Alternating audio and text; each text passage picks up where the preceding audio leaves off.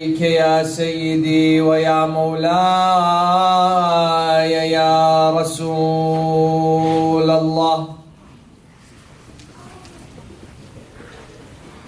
صلى الله عليك يا سيدي ويا مولاي يا أبا عبد الله يا رحمة الله الواسعة ويا باب نجاة الأمة وعبرة كل مؤمن ومؤمنة ما خاب والله من تمسك بكم وأمن من لجأ إليكم سادتي يا ليتنا كنا معكم فنفوز فوزا عظيما.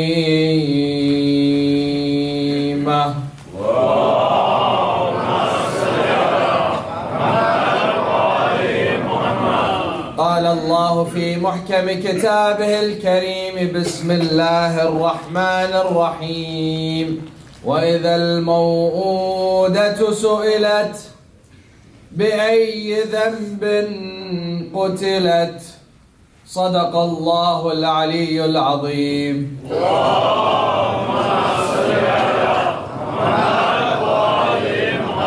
Since the existence of man all around the world, every single civilization, every single class in society, women were to be seen as a lower class citizen. They were given lower status. It did not matter where you came from, what region of the world you were, whether it was in China or India or Persia or Rome or Greece. All around the world, women were not treated differently until Rasulullah sallallahu alayhi wa alihi came with a message of Islam. But how did women live before Islam? When it came to civilizations, when it came to different regions around the world, how were women treated? And when it came to religions before Islam, what were the beliefs and what are the beliefs of the religions before Islam when it comes to women and their faith and in their belief? Throughout time, they experienced low status, meaning that she had no value. She did not have the same value as man. As the Arabs used to say, the only person who has value is the person who carries the sword. The person who carries the egg has no value. Only if you have a sword in your hand and you can protect your own and gain territory and strength, you have value in society. You have value in the eyes of the people of that country, that nation, that civilization. They were exploited. They were used as any other object to bring money and income into their household. It was no different than selling a cow. They would sell their women. They would use them, exploit them to make more money. And they had no value or significance in the eyes of society and civilization. Oppression and existence, their mere existence was in the hands of man. How many of us know this? That before, in civilizations before Islam, that the existence of a woman, her ability to exist, was in the hands of her father or her brother or her uncle. If any of them wished that she died, then it was something very normal. He would go and take her life and no one would say anything. She had no value. The inequality between the sexes. There was no equality between the sexes. This is something that we see today in recent years, that women have raised their voice and chanted towards their freedom and their equality. in this country, but still till today, in some countries around the world, you will still see the inequality between the sexes. Because it has taken them much longer for them to raise their voice for justice and equality between the races. As Allah subhanahu wa ta'ala gave every single human being, whether man or woman. The inequality came that men are the masters when it comes to cultural, political, religious, and intellectual life. They had no say. When it came to the cultures, the men spoke of the culture. The women had no say-so in the culture. The men would address and the women would follow. There is no input. They did not have an input when it came to their economical life. Again, only the men were the masters. They had no say-so. They could use the wealth of the woman. They could sell her as wealth. They could take her money. They could take her inheritance. When it came to religion, the men would follow a religion and the woman had no choice but to follow them into that religion, to study about that religion, to argue of that religion, to see if that religion makes sense or it doesn't make sense. But she had no choice. She had to follow the men into her family, the men in her family, the fathers of her family, the ancestors of her family. And she had no say-so. So she lived a more subordinate and more submissive role in society from the existence of man until the time of Rasulullah sallallahu alayhi wa.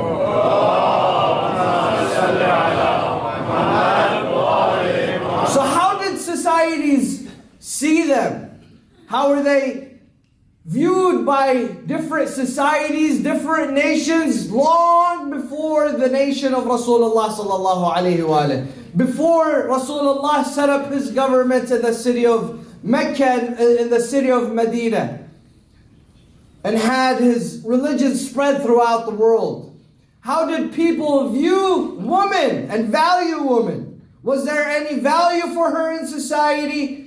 Was her existence, did it have any value or not? We see in the Greeks, in Greece, long before Islam, this is how they used to view women. Seen as the work of the devil. She was made by the devil to tempt Adam out of heaven. She was always the temptress of man.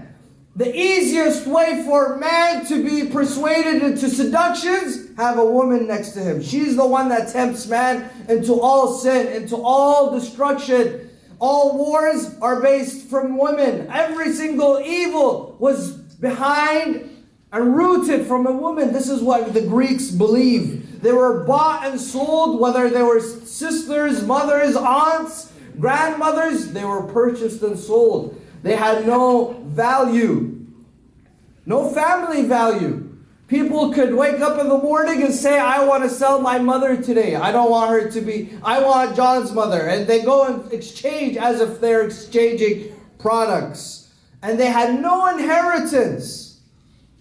Only the men inherit. The Romans, they used to place their foot on the heads of their daughters as soon as they were born. Imagine, the mother gives birth, the father comes, he places his foot on the head of his daughter. If he wished to have her live, he would remove his feet. If he did not wish that she lived in his home, he would squeeze until he squeezed the life of that young infant daughter of his. But that's how the Romans used to live before Islam. Her right of privilege to living in this life was all in the hands of her father. She was left to die if the father did not want her. The Romans believed that women had no souls. They were just flesh. Thus they would torture their women. They would hang them from their arms. They would pour candle wax on them. They would hurt them. They would break their bones. Believing that women have no soul and no feelings. So whatever you want to do to them as torture, It is okay, it is permissible because they don't have any feelings. They don't have a soul. They cannot feel pain. So they would torture their mothers. They would torture their sisters, their aunts, their family members. Every single woman that was in society, men had the ability to go and torture them, to hurt them, because they believed they did not carry a soul within their body. So they would burn them, torture them. The Chinese would bury her alive. They would bury their woman alive if their husbands passed away. As soon as the husband dies, they would bury the woman in the grave, or they would take the life of that woman. She no longer has the ability of existence. As soon as her husband or her father or her caretaker, the male caretaker, passed away, they would bury them alive. She's sold. People would sell their wives, their daughters, and mothers were inherited from the father to the son as an object. Not as, she is my mother, I have to respect her, she gave birth to me, that Jannah is under her feet, paradise and the keys of paradise are under her feet. But she would be inherited as the horse was inherited, the cows were inherited, the homes were inherited. The son would inherit his own mother as an object. In India and in Persia, people would kill the wives of people who passed away. On their deathbed, they would make them sleep on the deathbed of their husbands, tie them up, and set it to fire. We still see that today in India. People burn their dead bodies. But before,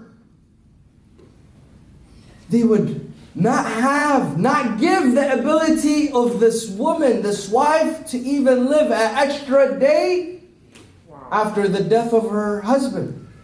She would be burnt alive with her husband, and her life would end at that moment. How about the religions before Islam? How did they view women? Did women have any significance? Did females have any significance when it came to religions before Islam? Or is Islam the only religion that gave significance, value, respect, and honor to women? When people point fingers at you today and they say, Islam abuses the rights of women, does not give rights to women, does not honor women, you have to have answers. You have to have a response. Hey, what did other religions offer? This is how societies before Islam used to live. This is what other religions believe. And this is my belief as a Muslim. This is how Allah subhanahu wa ta'ala honored women. Showed respect to women. When it comes to Judaism, we see that every morning, this is in their books, that they have a supplication they recite every morning. Every single man recites every morning saying, "O Allah," or "O the Lord," and Creator of the universe, we thank you for not creating us as women. Every single man in Judaism prays to Hashem, their God, that thank you, the Lord and Creator of the universe, for not creating us as women.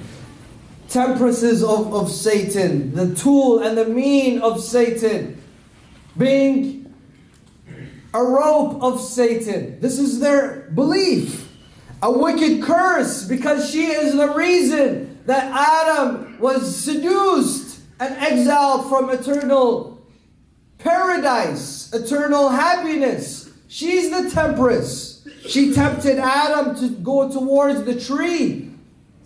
So forever she will be the symbol of seduction, the symbol of temptation.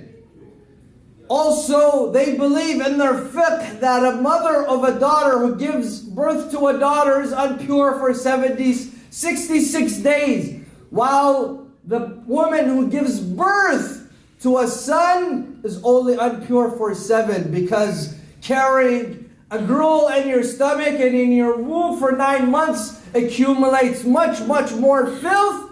This is why it takes much, much longer for you to become pure as a mother after giving birth to a daughter. Sallu ala Muhammad wa ali Muhammad.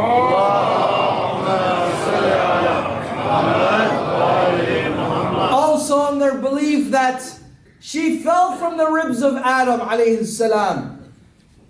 And because she fell from the ribs of Adam alayhi salam, she caused him pain. So she is the symbol of pain for every single man.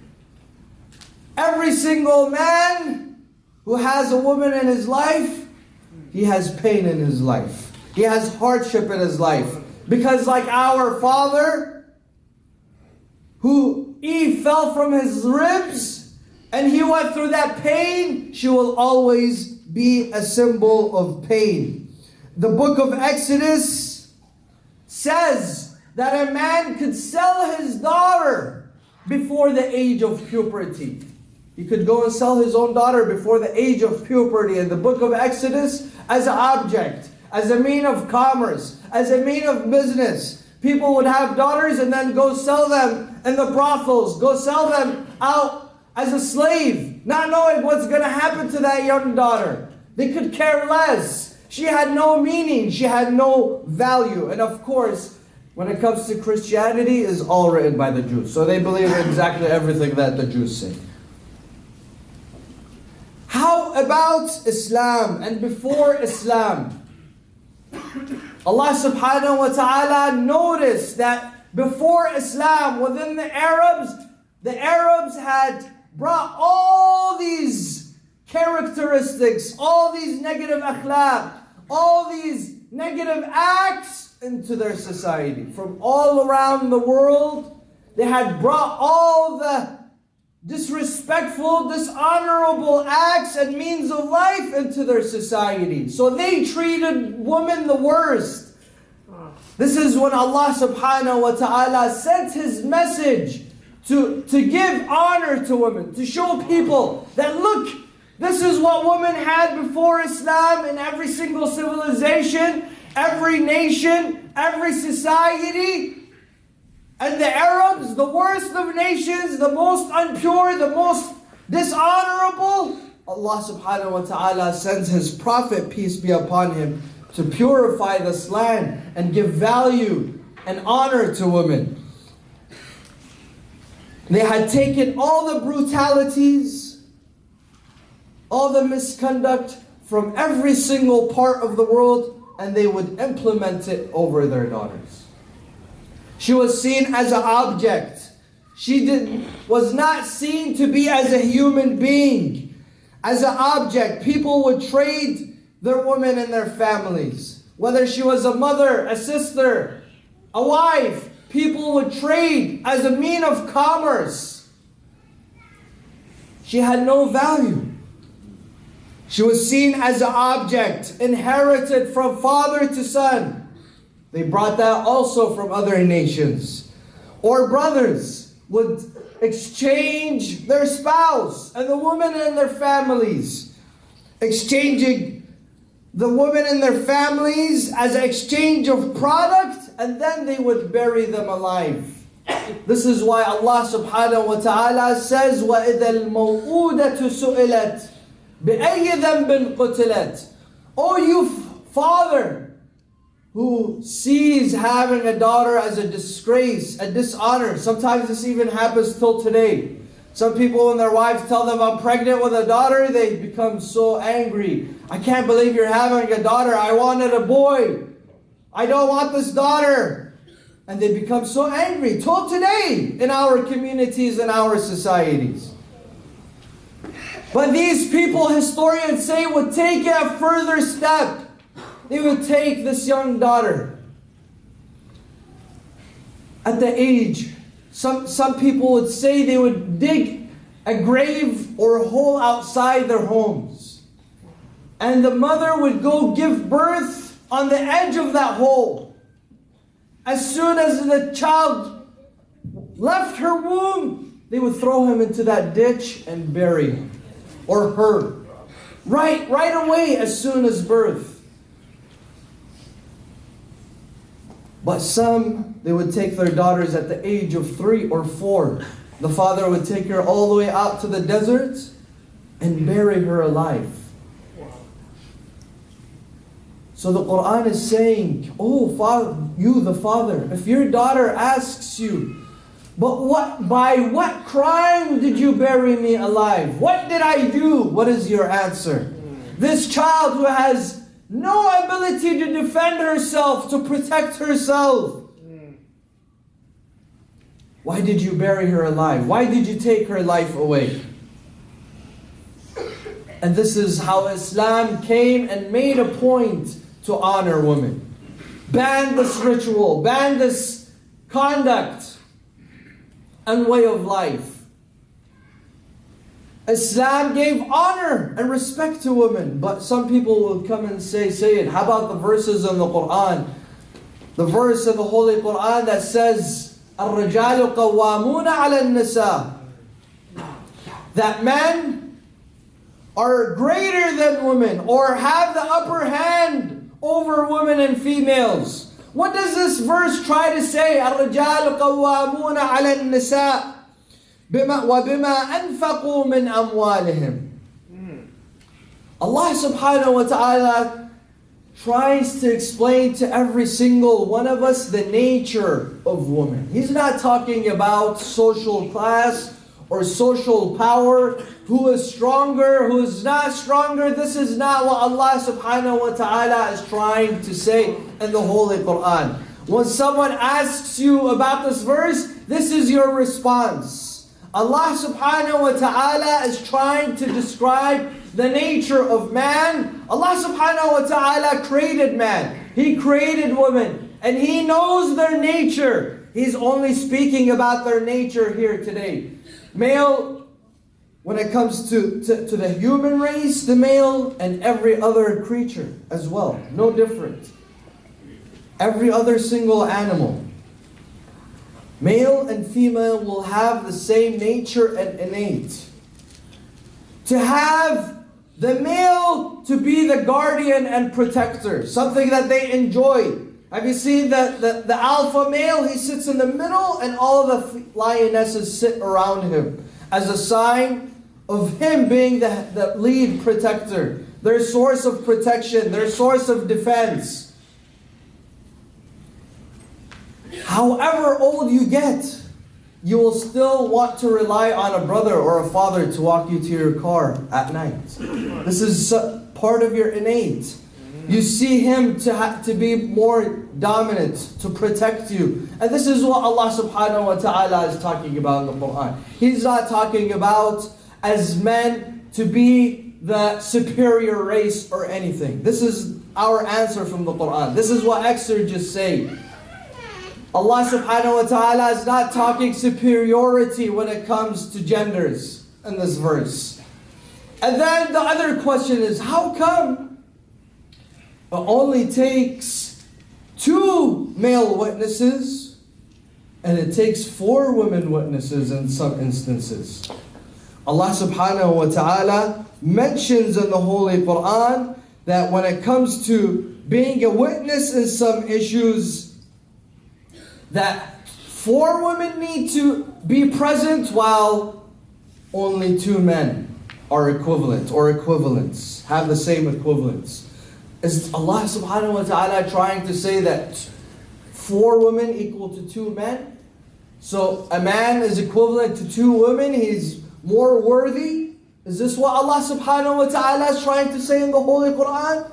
No, of course not. Allah subhanahu wa ta'ala, when it comes to this verse, Allah subhanahu wa ta'ala is talking about financial transactions.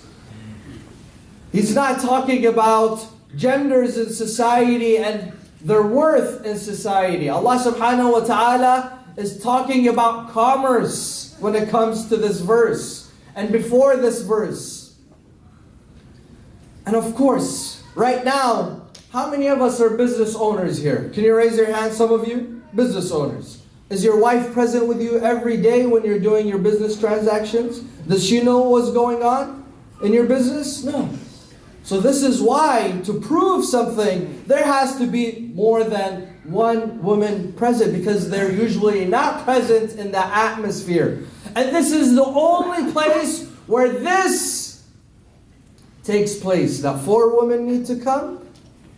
On the other hand, two men need to be a witness. Only when it comes to business transactions, because most of the time they're not there. They were definitely not there 14 centuries ago. They were sitting in their homes. Now women are starting to work and to take up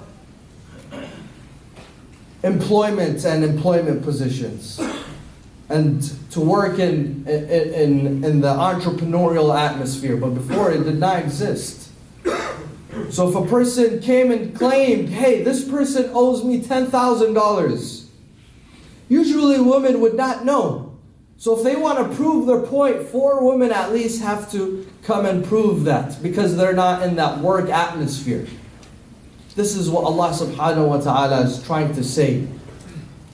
Allah subhanahu wa ta'ala does not speak of the worth of men and women, their value when it comes in existence or in society, in this life or in the hereafter. Sallu ala Muhammad wa ala Muhammad.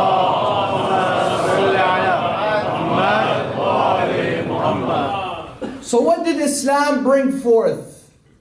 We as Muslims, what do we believe that Allah subhanahu wa ta'ala brought to these nations, to this world, as a part of equality, as a part of respect and honor to women? We believe that Allah subhanahu wa ta'ala honored women before the existence of Adam. Before the existence of Adam, Allah subhanahu wa ta'ala honored women. Unlike any other religion, the first people and the first creation of the first creations of Allah subhanahu wa ta'ala was a woman, not only man.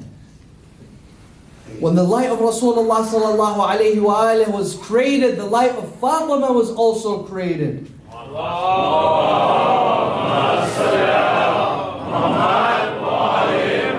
Allah subhanahu wa ta'ala in the hadith addresses Rasulullah sallallahu alayhi wa alihi. He says, Ya Ahmad, lawlak lama khalaqtul aflak.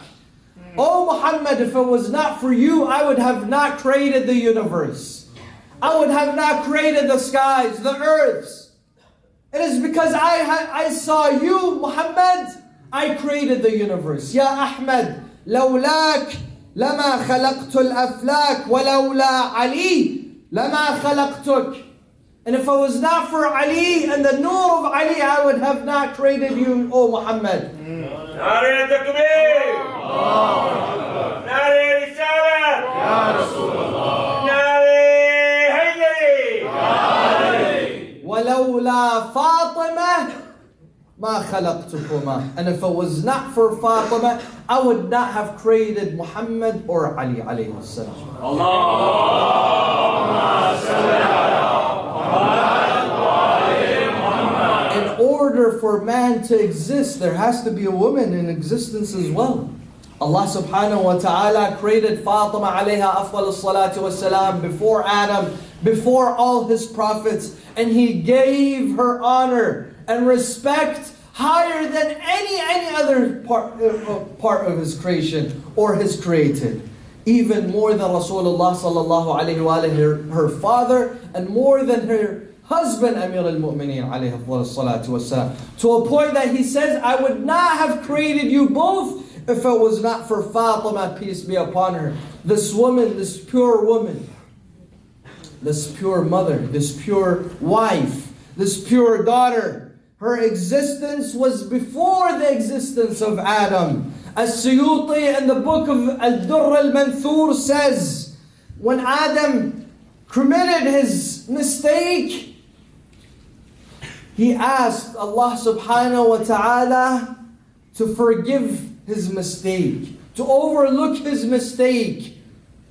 And he swore to Allah subhanahu wa ta'ala by a name of a woman to repent and overlook his mistake. Adam alayhi afdal salatu wassalam, in the book of As-Suyuti Ad-Durr al-Manthur, he says, Allahumma bihaqqi Muhammadin wa Aliyin wa Fatima wal Hasan wal Hussein, that you overlook my mistake. He's asking for the honor, for the sake of a woman, to forgive him, to overlook his sins. This is so much value, so much honor that Allah subhanahu wa ta'ala is willing to forgive our sins, overlook our mistakes for the honor of a female. Is this not value? Is this not honor? Is this not respect? عن إمام الصادق عليه أفضل الصلاة والسلام.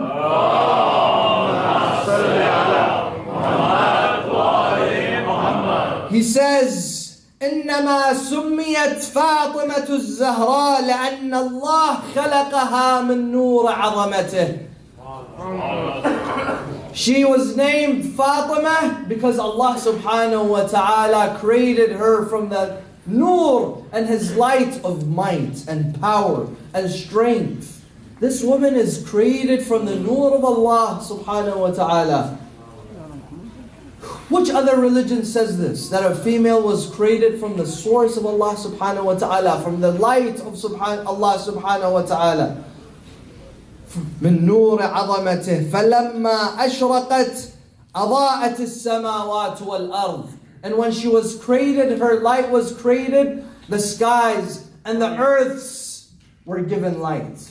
We read in the Bible, after creation there was dark. Even in the Quran, there was darkness, absolute darkness, until light was given to them. And every single angel and creation, خَرُّوا لِلَّهِ سُجَّدًا, everyone prostrated towards that light. They had always been in darkness, and now there is light. Everyone prostrates to Allah subhanahu wa ta'ala and His might. أشرقت وأضاءت السماوات والأرض بضوء نورها وغشت أبصار الملائكة وخرت الملائكة لله ساجدين. All the angels went into prostration after they saw that light illuminate the universe, illuminate the heavens, illuminate the earths. They asked, "Oh Allah, what is this? Whose light is this?" Allah subhanahu wa ta'ala says, أنا الفاطر وهذا نور فاطمة بنت محمد صلى الله عليه وسلم.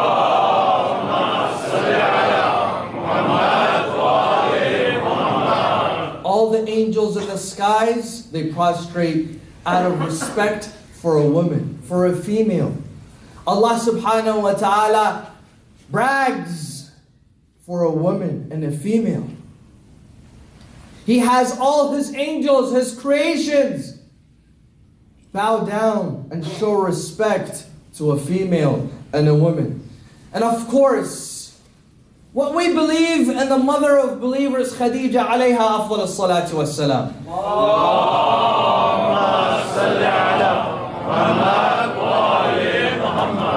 Historically, we have to also say that the first person to enter Islam was a woman.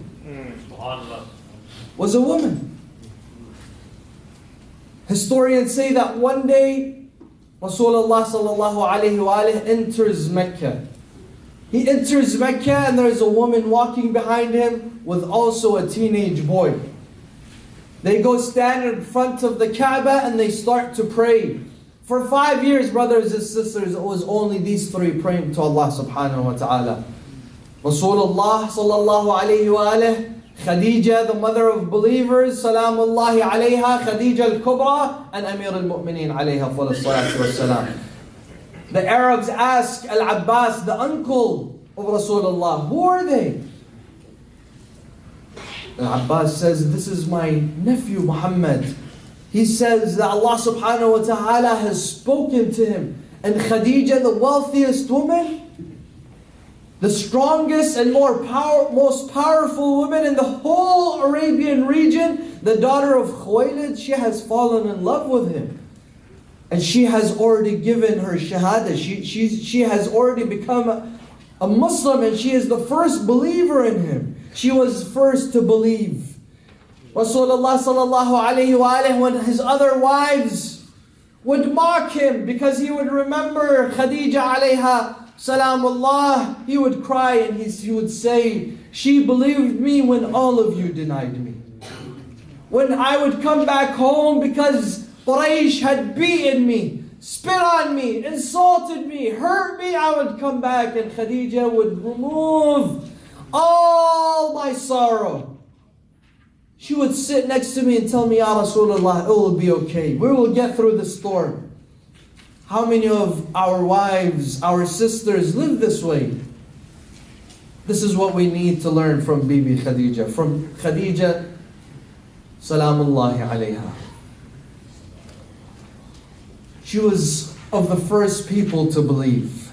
And some historians and our imams say that she was actually present with Rasulullah sallallahu alayhi wa alayhi, her and Amir al-Mu'mineen, when Jibreel came and brought the message to Rasulullah sallallahu alayhi wa alayhi.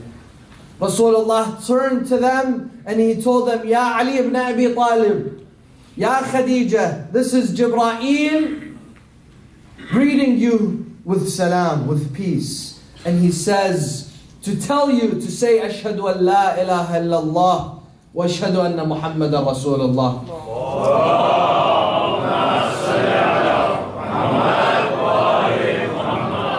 And Khadija was the first woman to raise her voice in accepting the shahada of Allah subhanahu wa ta'ala and His Prophet, peace be upon him. She lived an honorable woman. She fought for her husband. She gave everything for her husband, to a point that Rasulullah, on the day that she passed away, they did not have money for a shroud. But what she did for this man, for Rasulullah sallallahu alayhi wa alayhi, he went into her grave. He slept in her grave. And he wept for her till the last moment of his life. What else do Muslims believe? What else does Rasulullah sallallahu alayhi wa alayhi tell us about Allah subhanahu wa ta'ala giving honor and respect to women? We as Muslims, do we believe that the first person to enter paradise will be a man or a woman? This is where it counts. The first person to have eternal happiness, the first person to enter paradise is usually the most respected. Because Allah subhanahu wa ta'ala is allowing him or her to enter His doors of mercy. Will it be a man or will it be a woman? Imam al-Sadiq alayhi afdal salatu was-salam says on the day of judgment, all of us will gather. And a voice from Allah subhanahu wa ta'ala will come. Ya ma'shar al-nas, ghuddu absarakum. Oh, the sons of Adam, close your eyes, place your heads down, because Fatima, the daughter of Muhammad, will be entering paradise. Fatima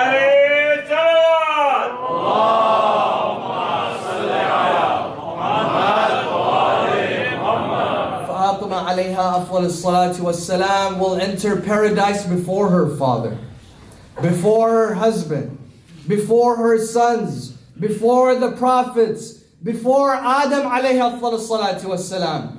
A woman, a female, is first to enter paradise. Do you not want to follow this religion? As women, as females, is this not a religion that you are proud of? That gives you the ability to enter paradise before men? To be seen even more worthy than men when it comes to your piety and taqwa? Inna akramakum indallahi atqakum. It's the most pious. With your piety, you could pass all the men in your community, pass all the men from your family, and enter paradise before them, and have more worth and value than them in the eyes of Allah subhanahu wa ta'ala.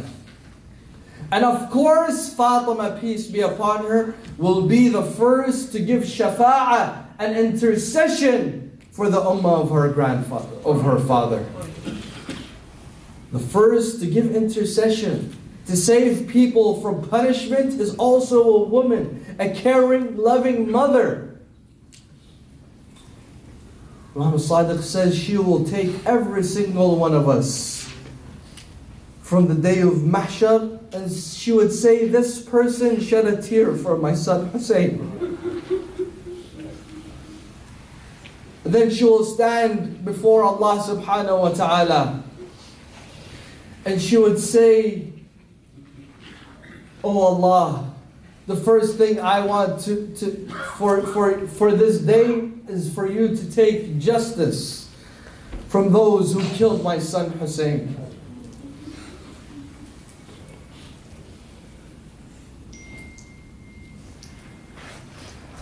The hadith says in Bihar al-Anwar, in that moment a body without a head will rise. Juthatun bala ra's. A body without a head, holding an infant in his hand. وَإِذَا الْمَوْءُودَةُ سُئِلَتْ بِأَيِّ ذَنْبٍ قُتِلَتْ. Imam Hussein will ask, for what crime did you kill my son Abdullah? This infant, what was his crime? Imam Hussein on the 10th of Muharram, after everyone had fallen, he goes assists with a woman and daughters in his tent. This is the time of farewell. Sukaina is kissing him. My father, don't go. Rabab, Ya Aba Abdullah, don't leave us. Sayyidah Zainab sitting around him. Ya Akhi, don't leave us, my brother. Kulthum.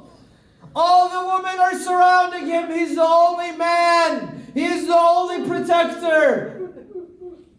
But Imam Hussein alayhi salatu wassalam knows what his destiny is. And he tells them, no, I must go. These people are here for me.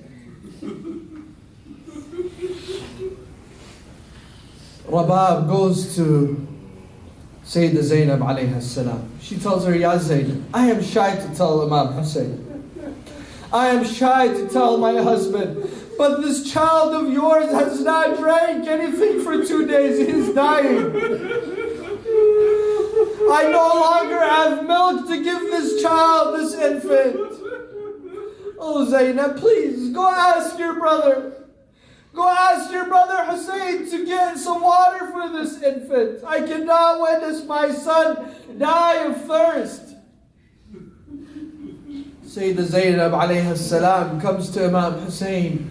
She tells him, Ya Aba Abdullah, if you were to go, before you go, at least get a drink of water for this infant. Imam Hussein alayhi salam holds his child under his aba.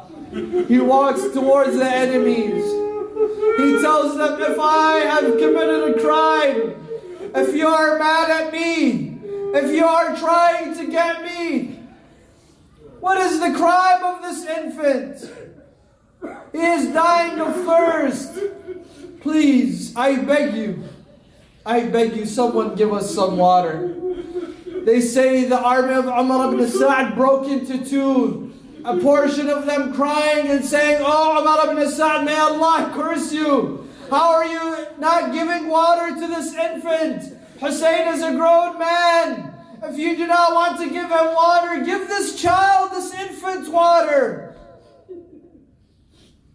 Until Umar ibn Sa'd tells Harmala, Ya Harmala, iqta' niza' al-qawm.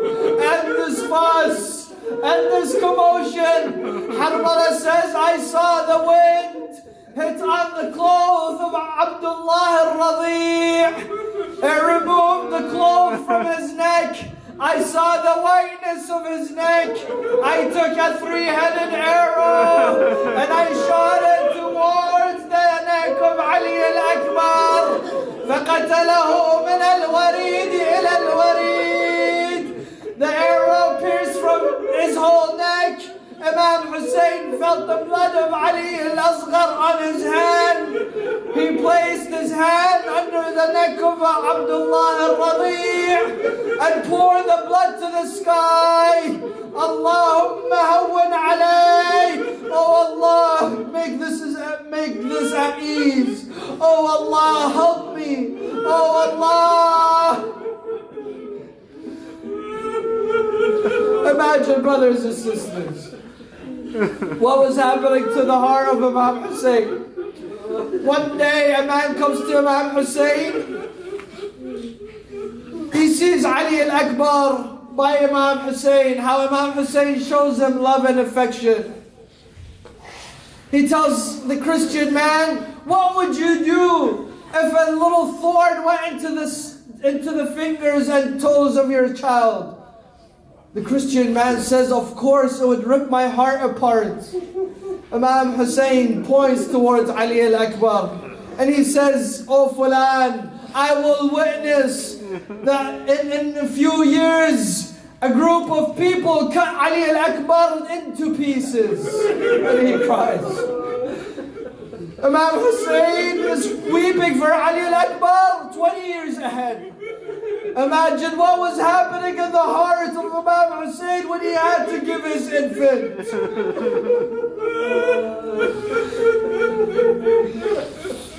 He walks back towards the tent.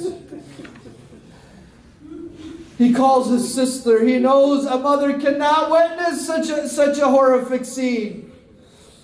Some say he did not even show the woman. He went back behind his tent and made a small grave for his son with his sword and buried the infant there. He came back. Now this is the time of farewell for Imam Hussein. This one is smelling his scent from his neck. This one is kissing his chest. This one is kissing his hand. This one is kissing his feet. He looks around, but he sees there is one family member missing. Oh, Zainab, oh, my family, where is my daughter Sukaina? Why is she not here to say her goodbyes? Does she not know this is the last time she will see her father? They tell him, Ya Aba Abdullah, she is sitting alone in her tent. She says, I cannot witness my father walk towards his death. Imam Hussein goes and talks to her, shows her love. And he tells her, oh my daughter, you will be the first of the first people to join me. Do not worry. It will only be a short few days. Then Imam Hussein sits on his horse. He starts to march towards the enemies. He fights them courageously until he hears a dim voice from the camp of the woman. Ya Aba Abdullah, Ya Hussein. Imam Hussein rushes back towards the tent. He sees his sister Zainab standing outside the tent. Yes, what is it, my sister? What is it, my dear? She tells him, Ya Aba Abdullah, I remember when we were children, standing by the body of our mother, when our mother was breathing her last breath. She told me, Ya Zainab, you will stand with Hussein on the 10th of Muharram when he has no companion. La nasara wa la mu'een. I want you to remove his armor and kiss him from his chest.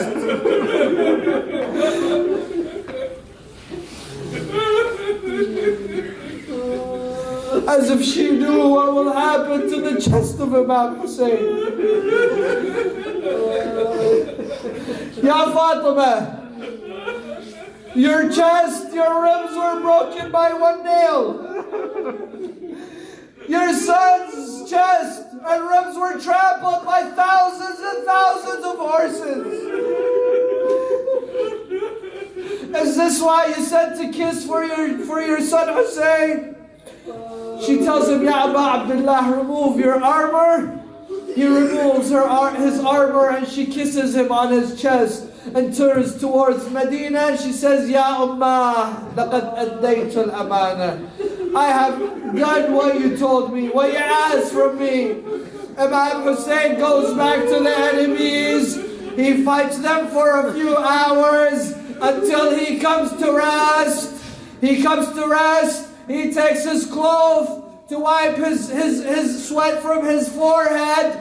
As if he's doing so, one of the enemies carries a big rock and throws it towards the head of Imam Hussein, breaks the forehead of Imam Hussein. Imam Hussein takes his clothes to remove the blood, and at this moment, Harmala shoots the arrow towards the heart of Imam Hussein. أين المنادي وحسينا وإماما. Imam Hussein, all the historians say, he bent forward and pulled the arrow from his heart. And with that, a piece of his heart came out with the arrow. He falls to the ground. He falls in the ditch. Imam Zayn al-Abidin calls his aunt, Ya Amma Ya Zainab, don't you see the planets colliding? Don't you see the stars colliding? Rush to my father Hussein. Zainab runs from the tent. The horse, they see the horse of Imam Hussein coming towards the tent with the saddle tilted. And the horse without his horsemen. All the women rush towards the middle of the battlefield. They see Imam Hussein fallen into a ditch with the la'een and the wicked man. Oh believers, can you witness?